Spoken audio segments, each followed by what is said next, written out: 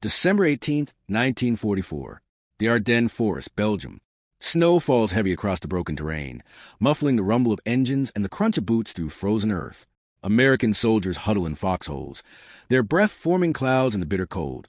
As the fog begins to lift, through the white curtain emerges a shape, massive and angular, its long barrel cutting to the morning like a harbinger of death.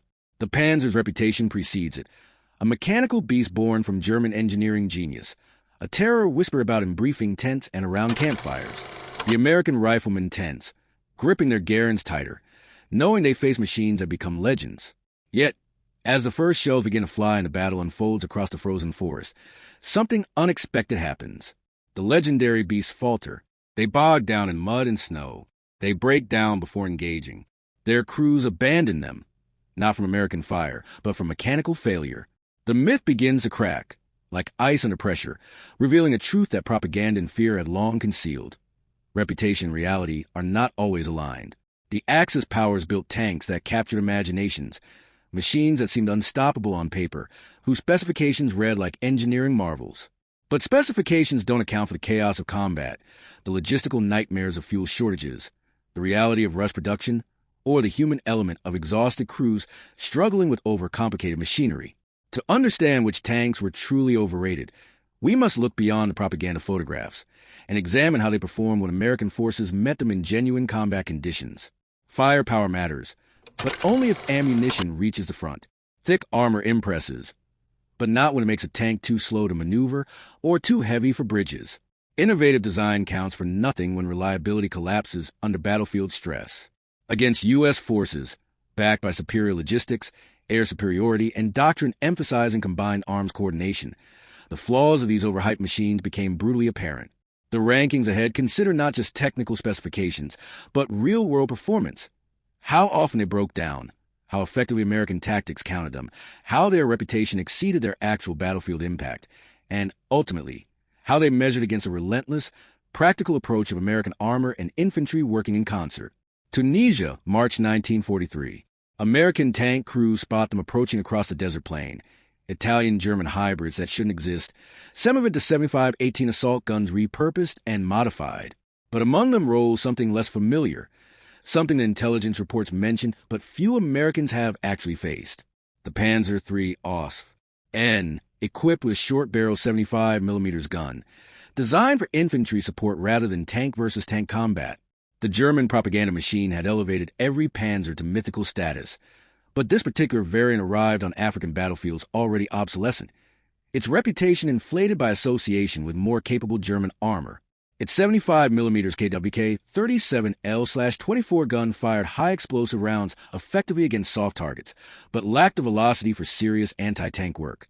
When American M4 Shermans engage at medium range, their 75mm M3 guns, with superior muzzle velocity and armor-piercing capability, punched through the Panzer III's frontal armor at just 50mm with relative ease.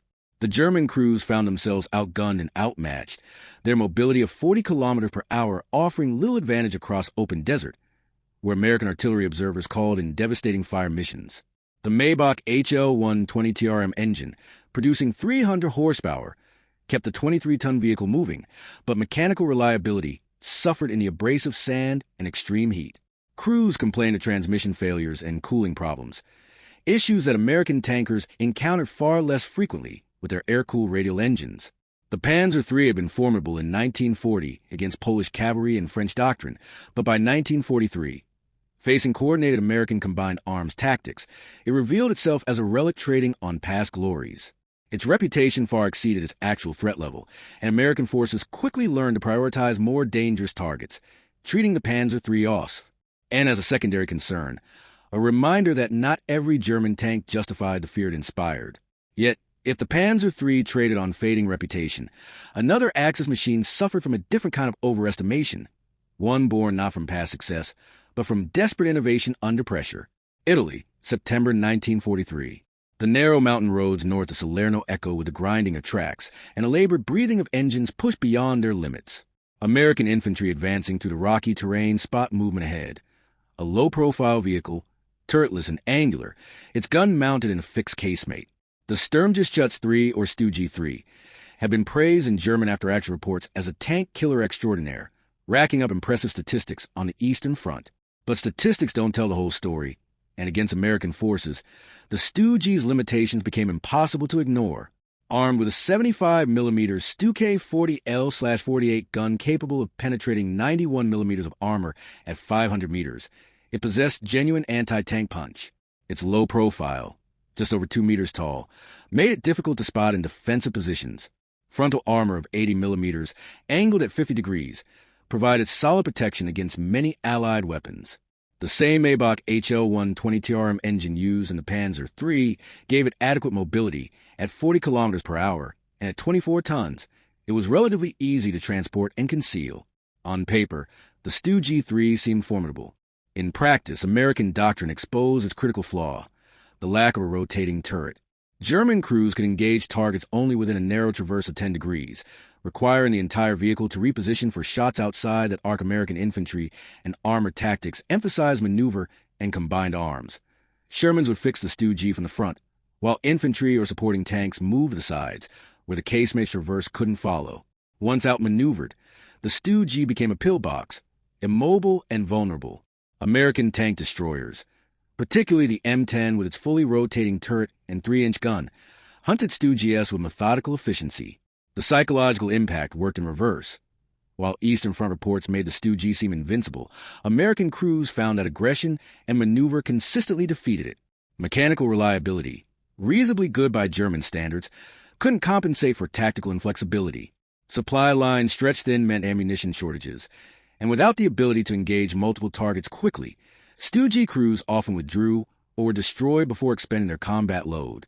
The reputation as a cheap, effective tank destroyer crumbled against an enemy that refused to fight on German terms, one that attacked from multiple directions simultaneously, and one that called in artillery and air strikes rather than engaging in predictable linear battles. Where the Stu-G had thrived in Russia, the pattern was becoming clear. German vehicles optimized for one kind of warfare struggled desperately when American forces imposed a different battlefield reality altogether.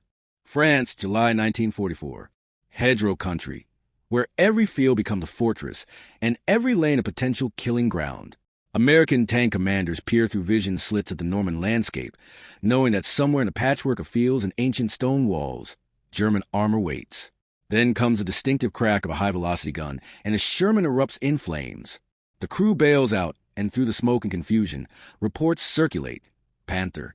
It's a Panther. The name carries weight, spoken with a mixture of respect and dread. The Panzer V Panther had been designed specifically to counter the Soviet T-34, and on paper, it represented a significant leap in German tank design.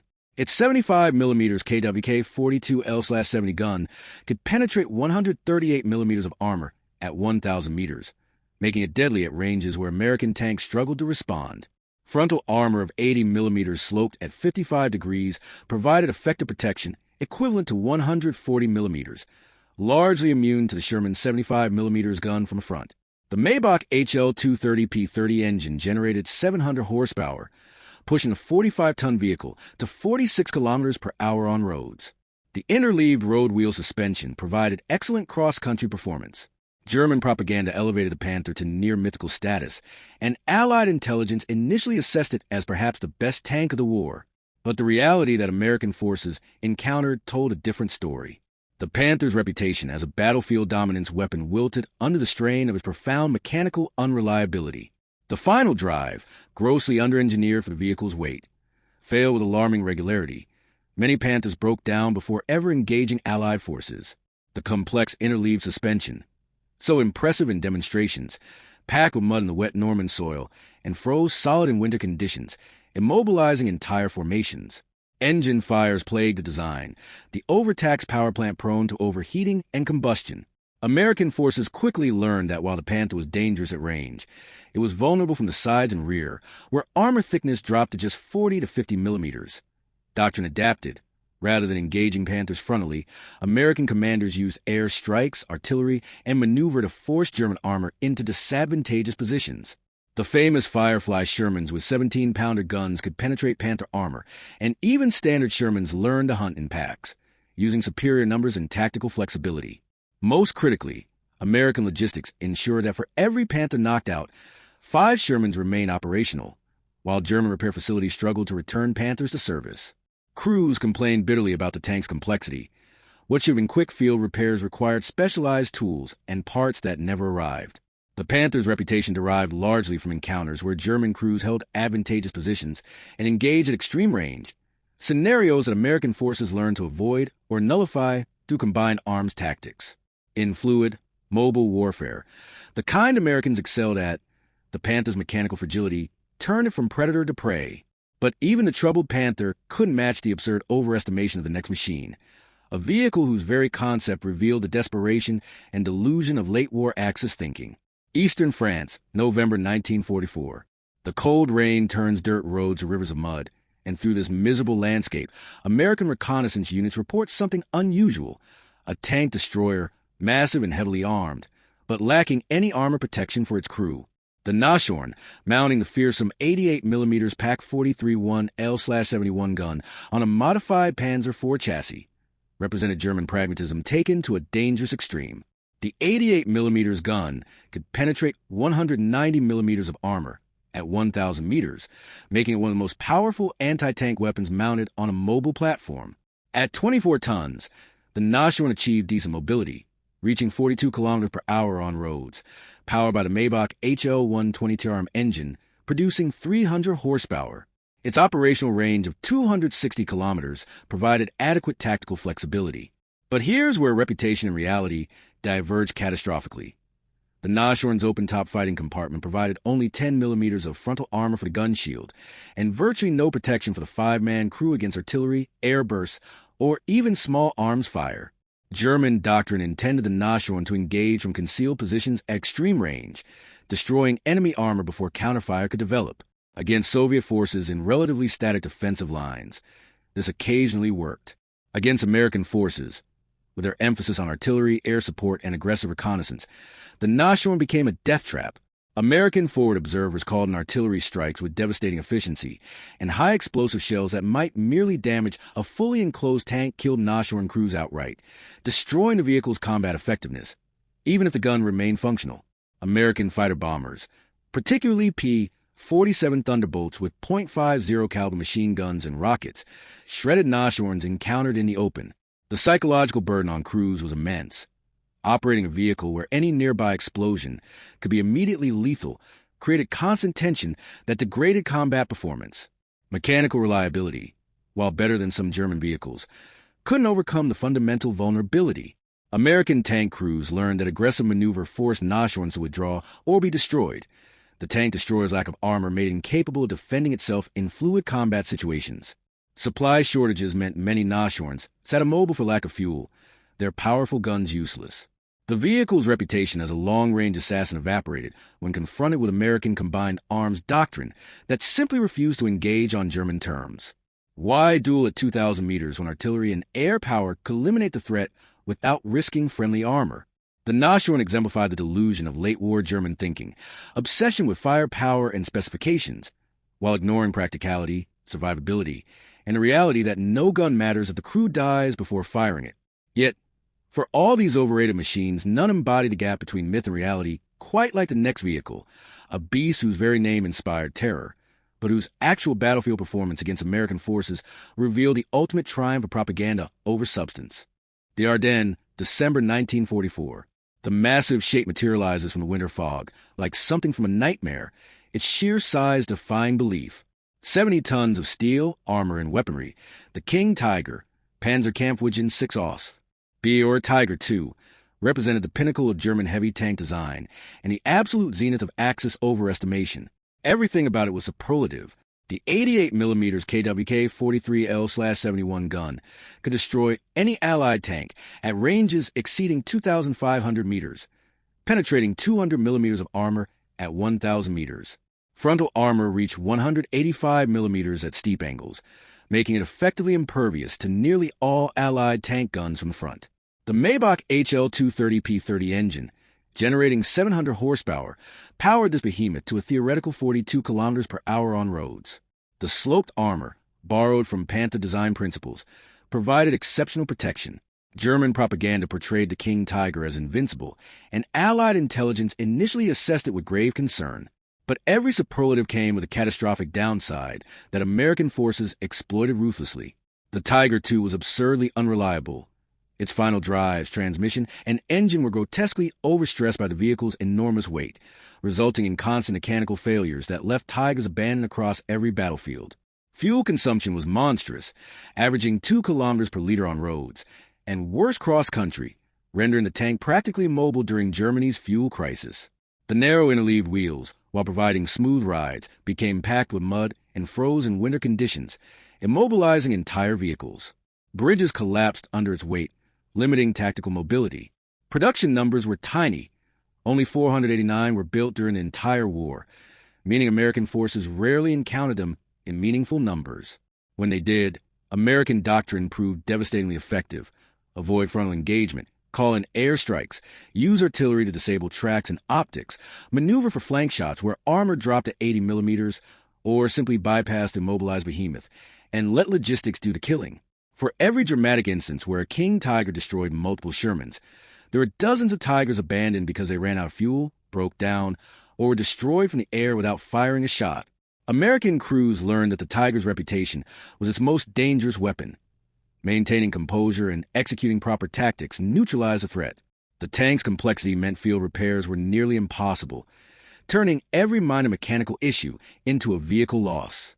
Crew training couldn't keep pace with losses, meaning many Tigers went into battle operated by inexperienced crews who couldn't exploit the vehicle's potential. The strategic impact was worse than negligible. It was negative. Resources squandered on King Tiger production could have built 3 Panthers or 5 Panzer IVs, and Germany's industrial capacity, already buckling under Allied bombing, wasted precious materials on a trophy weapon. The King Tiger embodied everything wrong with late-war German armor philosophy: obsession with technical specifications over operational reality, propaganda value over tactical utility, and a delusion that superior individual machines could compensate for systemic collapse in logistics, air power, and industrial production. Against American forces, the King Tiger was less a weapon than a symbol of misplaced priorities, of reputation divorced from effectiveness, of the fatal gap between what Germans believe about their weapons and what those weapons can actually accomplish when facing an enemy that fought smarter rather than harder. The snow continues falling across the Ardennes, covering abandoned Panthers and King Tigers alike. Their crews long since vanished into captivity or retreat. American forces pushed forward, not because their tanks were individually superior, they often weren't, but because reliability, numbers, logistics, and doctrine mattered more than armor thickness or gun caliber. The lesson of these 6 overrated Axis tanks wasn't that German engineering was poor, it was often brilliant, but that brilliance means nothing when divorced from reality. The Americans won not by building better individual tanks, but by building a better system, one where vehicles actually reached the battlefield, where fuel and ammunition flowed consistently, where air superiority protected ground forces, where doctrine emphasized combined arms over single weapon solutions. The myth of German tank superiority crumbled not in dramatic duels, but in the grinding attrition of mechanical failures, fuel shortages, and the relentless coordination of American combined arms. Every abandoned Panther told the same story. Reputation and reality are not the same, and wars are won by nations that understand the difference. Which of these overrated Axis tanks surprised you most? Did you expect the King Tiger to claim the top spot, or did another machine's failure shock you? The gap between legend and truth remains one of World War II's most revealing lessons. The fog lifts across Europe, revealing a battlefield littered with machines that promised invincibility, but delivered only broken dreams and abandoned steel. The Axis gambled on engineering brilliance and lost American pragmatism, and in that contrast lies the enduring truth of the conflict, that wars are won not by the most impressive weapons, but by the most effective ones, and effectiveness is measured not in specifications, but in results. Subscribe to explore more untold stories of World War II, where reality always proves more fascinating than myth.